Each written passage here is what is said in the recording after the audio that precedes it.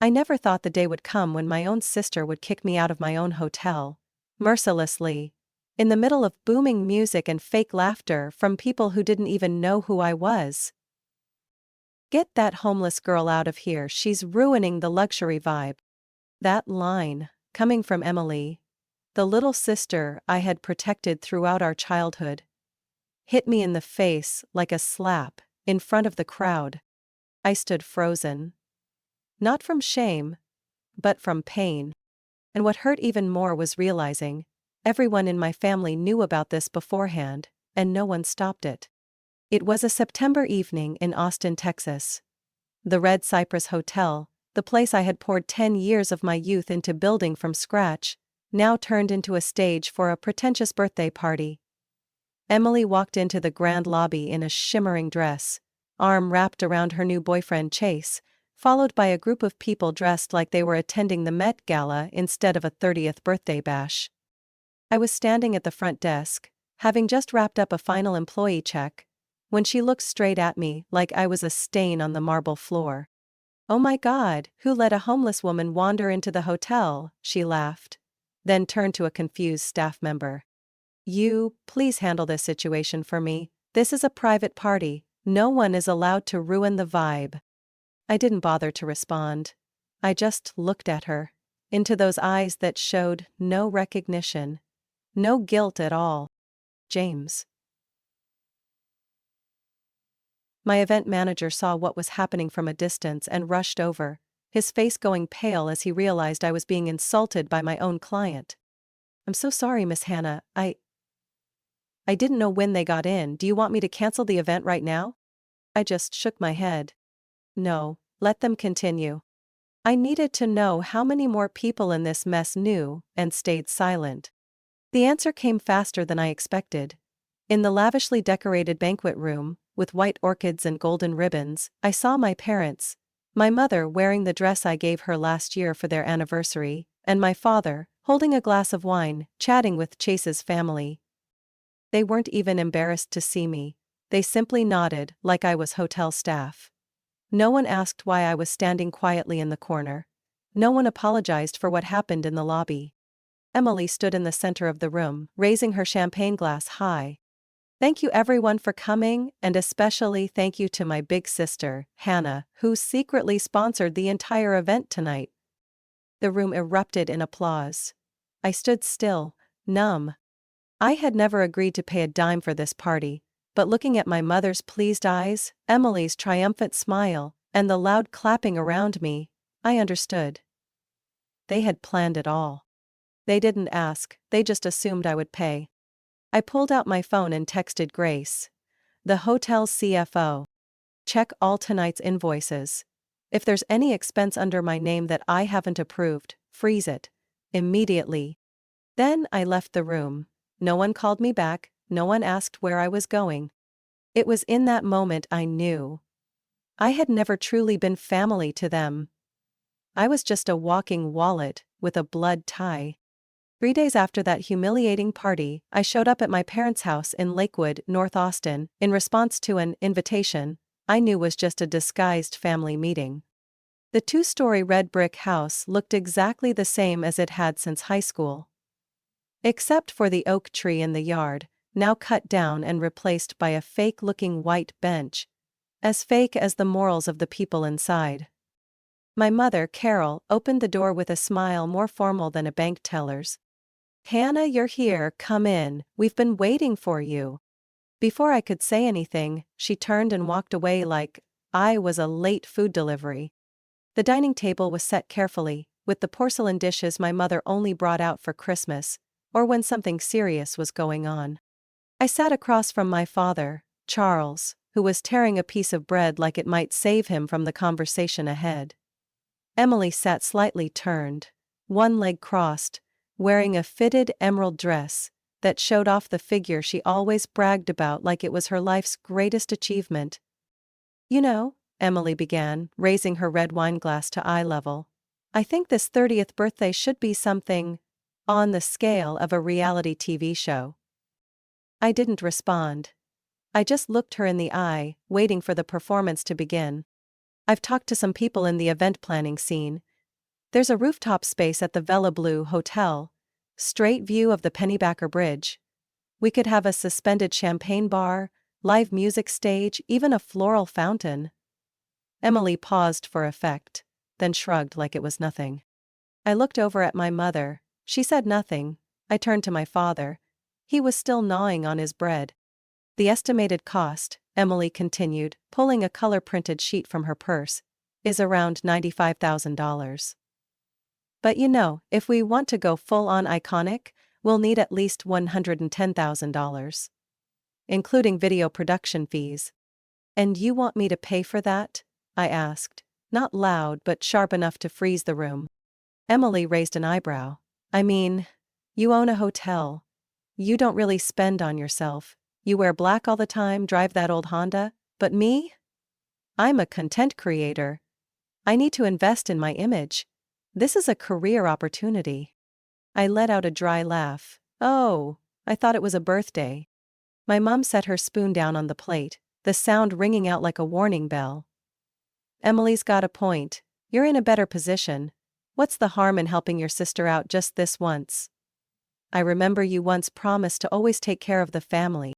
I turned to her. Take care of the family, or be an unlimited sponsor for meaningless shows? My father finally spoke. Let's not get too worked up, Hannah. We're just having a calm conversation here. I nodded. Calm? You all made plans to spend my money without asking me, and you call that calm? Emily laughed, the laugh of someone who knows they're backed up. Come on. Don't make it sound like I'm mooching off you. I'm not asking for pocket money. This is an investment. When the party video goes live, I'll tag you, promote your hotel. It's a win-win. Win for who? I said through clenched teeth, heart pounding stiff in my chest. I lose $110,000 and you get to be iconic. Great deal. My mother sighed. A sound I once mistook for love, but now just sounded like rehearsed disappointment. Hannah, you're the responsible one. Emily, she's a dreamer. It's not her fault you were born with a more practical head. Sisters helping each other is normal. That sentence cut into me like a blade already sharpened. I wasn't a person. I was stability. A walking ATM that shows up on time, not allowed to object. I placed my napkin on the table. Sisters help each other when it's mutual. Not when one hands over a bill and says, you pay. If that's what this family calls love, then I'm sorry. I can't live in that definition anymore. Emily raised an eyebrow. You're being serious? I looked her straight in the eye. Dead serious. No one said a word when I stood up. No one stopped me as I walked away from the table. But just as I reached the door, I heard my mother say, loud enough for me to catch, the more money that girl has, the colder she gets. I didn't turn around. I didn't respond. In that moment I realized, all these years, I'd never really been a daughter in this house. I'd been the backup financial plan B, filling the gap between delusional dreams and nameless bills. I didn't think anything could be worse than being treated like a walking wallet by my own family. Until I opened Instagram the next morning. A notification popped up at the top of the screen. At Emily. Rose added 3 new stories. I had no reason to watch, but my thumb tapped anyway. An old habit I hadn't shaken, like knowing you're about to see something painful, but looking anyway. First frame. Emily in a white limousine parked in front of the Villa Blue Hotel, her hair in waves, lips bright red, raising a champagne glass like a queen on parade. When your sister drives a 2012 Civic but owns a 5-star hotel, can someone explain this? Below it, the laughing emoji rolling on the floor. Next clip. A shaky video clearly taken from a car. My car. I was stepping out of my house. Old coat, messy ponytail, holding a document folder. And Emily had made a split screen. On one side, me. On the other, her and her friends in a glamorously decorated venue with the caption, "When you invest all your money into land but forget to invest in your image." I didn't need to scroll to the comments. What was on the screen was already enough to cut deep. OMG, How can someone be rich and live like that? Stop pretending to be poor, girl, be real. Who'd let her do PR for a hotel? That place is doomed. The only sound I could hear was the blood pounding in my ears. I set the phone down on the table, took a deep breath, and looked up at the ceiling like it might hold the answer to the one question echoing in my mind. Why? Why Emily? Why my own sister? I didn't react publicly. I didn't repost, didn't write some angry status, didn't make a response video. But something inside me cracked. Not just a fracture, a quiet collapse. Not loud, but heavy, like a stone. Grace and my finance assistant texted me at 9 a.m. Did you see Emily's new story? Want me to do something? I replied with just one word. No. I opened my laptop, pulled up the quarterly report, buried myself in spreadsheets. But my eyes couldn't focus. The numbers blurred, drowned in the quiet shame spreading through my chest. This wasn't a personal conflict anymore. This was a deliberate attack, public and cowardly. Emily didn't just want me to silently pay. She wanted to humiliate me. A part of me had grown used to being overlooked. I used to believe that if I just kept my head down and worked hard, eventually my family would see me. But this time was different. This time, I realized I wasn't the victim of neglect anymore. I was the target of calculated disrespect. That night, I sat alone in the kitchen, warm yellow light casting down on the oak table. My house wasn't big, wasn't glamorous, but it was the result of every sleepless night, every dollar I saved, back when I worked night shifts as a front desk clerk. I stared at the photo on the wall, me and Emily as kids, smiling with melting popsicles in our hands. I didn't take it down, I just looked at it. In silence. I started writing, not a revenge plan, not a hit list, just a list. One line. Did they ever love me? Or just love what I could offer? Then a second line. If I lost everything, who would still stay?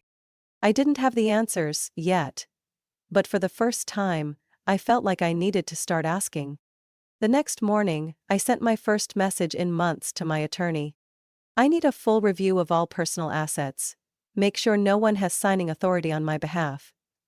Urgent. This wasn't emotion anymore. This was preparation. I used to think family was sacred, but now I understand. Some relationships, if left unchecked, will consume you in silence. And I won't let that happen again. I was in a meeting with the operations team on the third floor of the Red Cypress Hotel, when Grace, my assistant, gently knocked and peeked in. Hannah, you have a visitor. I glanced at the clock.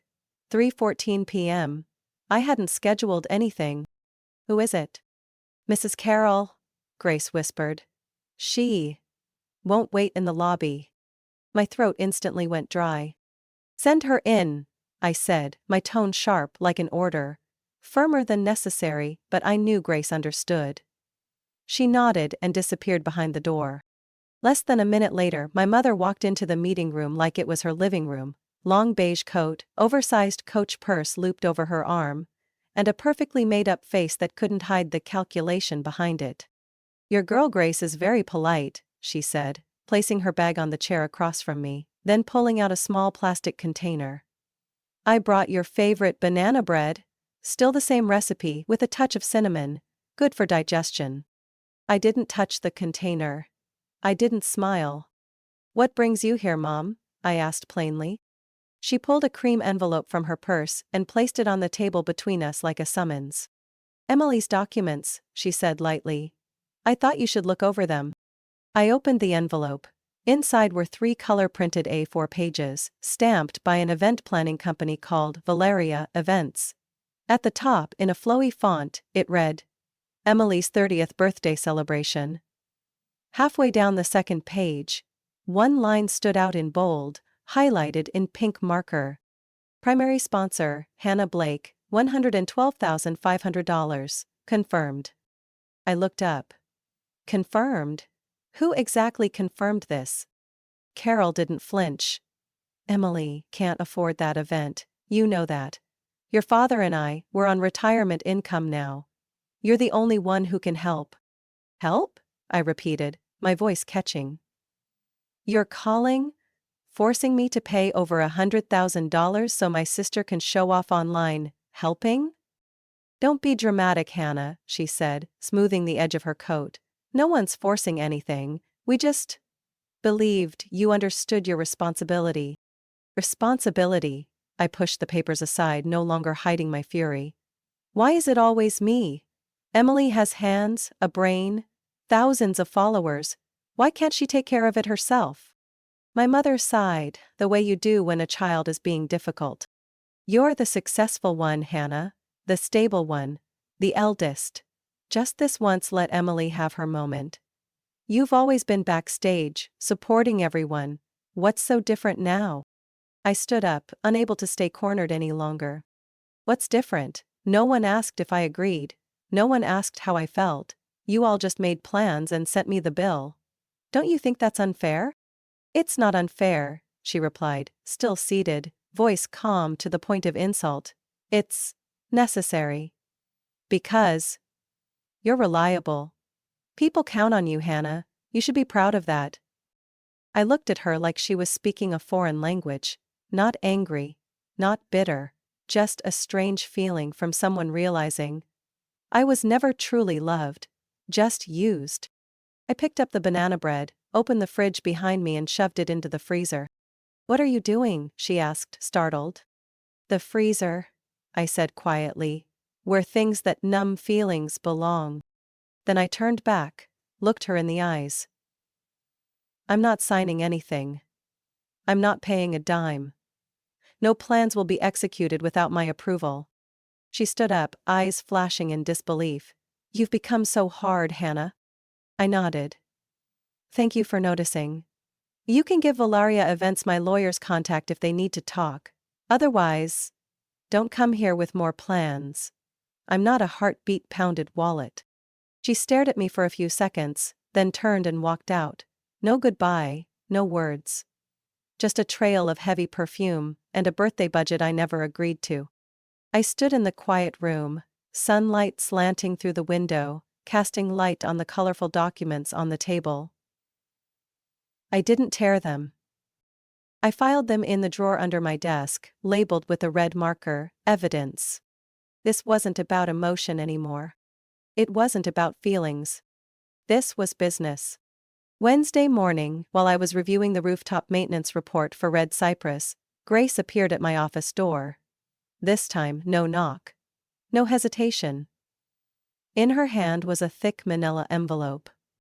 Express delivery from Verity Planning Group, she said flatly, placing it on my desk like she'd just set down a bomb. I looked up at her. Sender? Grace smirked slightly. Assistant to Chase. Emily's fiancé. Label says, You Argent Hannah Blake, personal and financial. I didn't need to open it to know what I was about to read.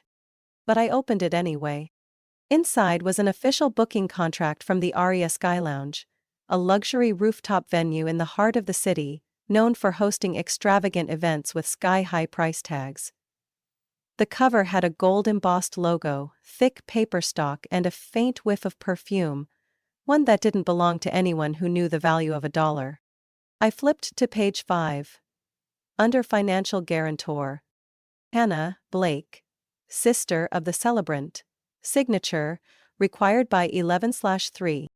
Fine print below in italics, if the primary party fails to make payment, the financial guarantor will assume full legal responsibility. I let out a dry laugh. No call, no explanation, not even a question. Just a contract thrown in my face, with the expectation that I'd sign it, like some old reflex. Grace waited for my reaction. I said nothing. Instead, I slid the entire packet into the drawer beneath my desk, shoved it closed, and locked it with a key. I'm not signing. I figured, Grace said with a slight smirk. Want me to shred it? I shook my head. No. Leave it. Label it financial abuse, step 1. I opened my laptop and created a new folder. Emily, legal evidence. Inside, I added subfolders. Unauthorized emails and contracts. Defamatory and personal attack stories. Staff witness statements, event-related. I fed the contract through the scanner beside my desk, placing each page with the precision of logging a criminal case. My hands were steady. I didn't blink. I wasn't the daughter crying in her room anymore after being called ungrateful. I wasn't the older sister gritting her teeth and paying up because the family was struggling. I was the CEO of a nearly $8 million business, and for the first time in my life, I was handling family like I'd handle a high-risk partner. That afternoon, I sent a short email to the hotel's legal team. Subject: Deny all unverified personal submissions. Message: We do not accept any contracts, agreements, or financial proposals submitted by third parties on behalf of Hannah Blake, unless expressly confirmed in writing with verified documentation by Hannah Blake. All other requests are to be denied and forwarded directly to legal. Hannah B. I didn't email Emily, no text, no call.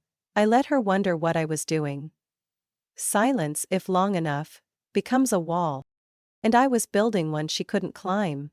With demands? Or with crocodile tears? 3 days later, I got a message from Mom. Emily's sad you haven't responded. She just wanted to make a beautiful memory. I didn't reply. I just filed the message in the evidence folder. That evening, as I locked up my office, I stood before the mirror in the Red Cypress Lounge. I looked at myself. Eyes tired from lack of sleep, shirt slightly wrinkled at the shoulder, a chipped nail. But the eyes in the mirror weren't confused anymore. They were sharp as knives and calm as a lake before a storm. Emily didn't realize that every time she tried to corner me with a new demand, I didn't just retreat. I recorded. I documented. I built a legal trail. Because this time if they pushed me to the edge, I wasn't alone. I had the law. I had paperwork. And I had me. A version of me no longer willing to excuse manipulation, just because it came dressed as family. That day, the Red Cypress Hotel glowed like a fairy tale castle. The late afternoon sun lit up the wide lobby windows in gold. White orchids lined the halls with elegant precision, and soft music played from the rooftop balcony, where Emily's birthday party was about to begin. A party she organized at my hotel, through a third-party vendor, without notice, without permission, not even the courtesy of asking. Emily thought she was clever. She thought that by booking the event through an outside company, I wouldn't dare interfere, that I'd stay quiet to keep the peace. But she forgot one thing. I don't play by the old rules anymore.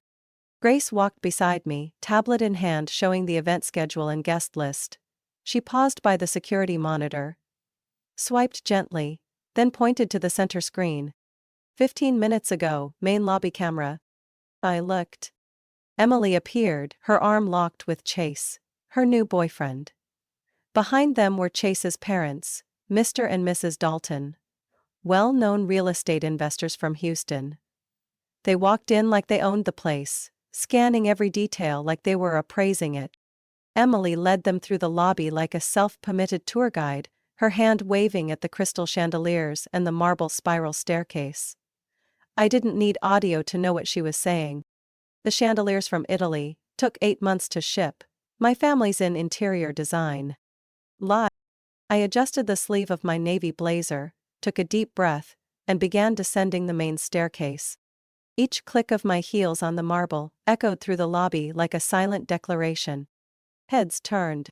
And Emily? She froze mid-sentence, her eyes wide, part shock, part panic. I stopped halfway down the stairs, a faint smile playing on my lips. Welcome to Red Cypress, I said clearly, my voice low but firm. I'm Hannah Blake, founder and CEO of this hotel. The room froze for a few seconds. Mrs. Dalton, platinum hair in a neat bun, eyes sharp as blades, narrowed her gaze at me. You're the owner of this place? I stepped down 2 more stairs, the lights catching my collar, reflecting the calm I had spent years building. Yes, from the very first foundation to every chandelier she just mistakenly said was imported from Italy. Chase swallowed hard. and Emily went pale. Emily. Mr. Dalton turned to his son. Your fiancé said this hotel was owned by a family friend. There must be some kind of misunderstanding, Emily stammered, scrambling to save face. Hannah is my sister. We're very close. This is just family helping each other. I stepped closer, locking eyes with her. Close? So close that you hosted an event here without asking, put the invoice under my name, and posted mocking videos to thousands of people. No one said a word. I turned to Mrs. Dalton. I apologize for the confusion, but just to be clear, Red Cypress does not sponsor, is not affiliated with, and does not represent anyone outside of our professionally trained and approved staff. Mrs. Dalton nodded slowly, her expression shifting completely. Thank you for the transparency. I have great respect for people who know their boundaries. And their worth. A rare trait, Mr. Dalton added, casting a puzzled glance toward Emily. Chase said nothing, but his face said everything. Doubt, embarrassment, discomfort. As for Emily, she stood frozen. I turned to Grace, who remained calm as ever. Please escort the Dalton family to the terrace. I'll personally show them the official Red Cypress event space. We'd be delighted, Mrs. Dalton smiled. I walked away, not looking back, but I heard the unsteady clack of Emily's heels trailing behind. Hannah, wait! You don't have to make a scene like this. I stopped, just enough to let my gaze meet hers, and said softly, This isn't making a scene, this is me finally standing in the place I belong. That night, I went home alone. No parties, no fireworks, no champagne toasts. Just me. My small kitchen. The warm yellow light. And a silence that felt different this time. Not heavy. Not hollow. But the silence of closure. I was making tea when my phone rang. The name flashing on the screen made me pause. Dad, Charles Blake. I let it ring 3 times before picking up. I'm here. Hey there, princess, he said evenly, with a touch of awkwardness. I'm sure you know why I'm calling. I said nothing. Let him flounder. He cleared his throat. About what happened this afternoon. It's just that, maybe you reacted a little too strongly. I frowned. Too strongly? Well, it was Emily's birthday, her birthday week. Everyone's tense, no need to blow things out of proportion. I sat down, tea still untouched in my hand. Were you there, Dad? I asked quietly. I was, watching from afar. Emily got a bit carried away, sure, but she's still family. No, Dad. That's not family. That's a group of blood relatives who keep dumping everything on one person and calling it duty. There was silence on the other end for a few seconds. Then he said, I just want peace in the family, no fights. Things should be resolved peacefully. I let out a small, cold laugh. Peacefully? You call me being publicly insulted peace? You call Emily hijacking my hotel, making up lies and trying to force me to guarantee a contract no big deal? She's young. She doesn't think as far ahead as you do. No, Dad, she's not young. She's 30. She made a choice. And you, Mom, everyone, you all chose to stay silent. His voice softened. I'm sorry if you felt abandoned. But I hope this doesn't mean you'll push the family away. I stood up, a wave of quiet exhaustion washing over me. No one's pushing anyone, Dad. I'm just stepping back. I'm tired. Tired of holding everything together, of being the peacemaker, the provider, the shield every time Emily wrecks things and disappears. Anna, you can't just turn your back. I'm not turning my back, I cut him off. I'm letting go. Letting go of a role I never chose to play. Silence stretched on the other end. For the first time, my father had nothing more to say. And I didn't wait. I hung up. The next day I received an email from my mother. No subject line, no greeting. You may not agree with how Emily behaved, but the way you handled things in front of her fiancé's family was cruel. Sometimes being the older sister means sacrificing a little. even when the other person doesn't deserve it. That's how you keep a family together. I didn't reply. I filed the email into the folder labeled Emotional Manipulation. Phase 2. That evening I drove past the old childhood house at the end of Magnolia Street. I didn't plan to stop, just slowed down a little. The lights were still on, the scent of freshly cut grass still lingered, the wind still rustled the trees out front. But for the first time I felt nothing. No memories, no ache, no urge to go back. I used to believe that if I worked hard enough, gave enough, succeeded enough, they would see me, they would appreciate me, they would love me. But now I understood. Some families don't need you to be happy. They just need you to be useful. I wasn't useful anymore. And that set me free. 2 weeks after the Emily earthquake, my life moved quietly, but not sadly. No more demanding texts, no more late-night calls pretending to check in. No one showing up, expecting me to clean up the messes wrapped in the word family. And I could breathe. For the first time in years, I could actually breathe. On Tuesday morning, I was in my 5th-floor office, coffee in hand, laptop open to the expansion plans for the new San Antonio location, when Grace walked in. No knock this time. In her hand was an iPad. "You'll want to see this." I took it, and the moment the screen lit up, I already knew what was coming. A video was going viral on TikTok. Emily, no makeup, no filters, sitting in the pale white living room at my mother's house. Her eyes were puffy, her voice shaky. I was overconfident. I thought I could control everything. I relied on others instead of taking responsibility. She didn't say my name, but everyone knew who she meant. The comments were clearly divided into 2 camps. One side was sympathetic. The other called her out for crocodile tears. "Weren't you the one mocking your sister on social media? Thought being an influencer meant no consequences in real life?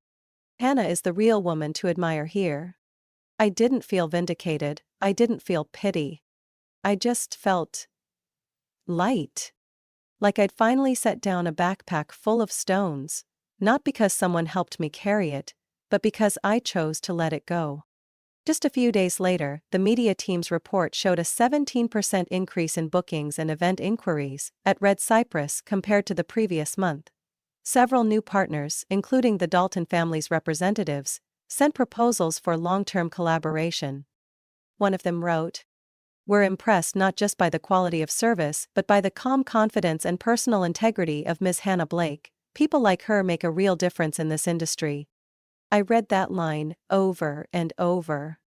Not because I needed to, but because for the first time I was seen for who I really was, not through the lens of duty, sacrifice, or expectation. Just me. And my true worth. One night I drove through the West End. Not to see anyone, just to look back.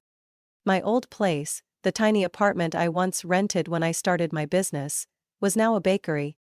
I smiled softly, then kept driving. No stopping. No nostalgia. No regret. I don't need anyone to say sorry anymore. I don't need a handwritten letter from my mother. I don't need Emily crying and apologizing. Because I've learned something. Something that took my whole youth to understand. Peace doesn't come from someone else's remorse. It comes from the moment you choose to treat yourself like someone who matters. I used to be the girl who tried to please everyone. Tried not to disappoint anyone. Carried everything on my shoulders simply because I was the oldest. But in the end, it was my silence that fed their disregard. It was my unconditional kindness that became a stepping stone for others to walk all over. Not anymore. Now I know how to say no. Without explanation, without apology. I still love my family, in my own way. But I love myself more. And that's not selfish. That's awakening. That weekend, I sat on my porch, a glass of wine in hand, watching the Texas sunset paint the sky red. No one called, no one texted. Just the wind. And the sound of my own soul exhaling in peace. I didn't win by getting revenge. I won by stepping out of the same old cycle, in steady shoes, with unshakable belief. And I knew from that moment on, my life was no longer an extension of anyone else's. It was mine. Period. And begin. Hannah's story is a powerful reminder that not every family is a safe place. Especially when you're only seen as a tool. She learned that silence isn't love, sometimes, it's the trap that swallows kindness whole. Only when Hannah stopped seeking validation from those who didn't deserve it, did she truly step into her own life. In real life, peace doesn't come from overdue apologies. It comes the moment you set boundaries and choose to value yourself. What do you think about Hannah's choice? Have you ever found yourself in her shoes, stretching too thin for family while losing yourself in the process? Share your thoughts below, and don't forget to follow the channel for more deeply moving real-life stories.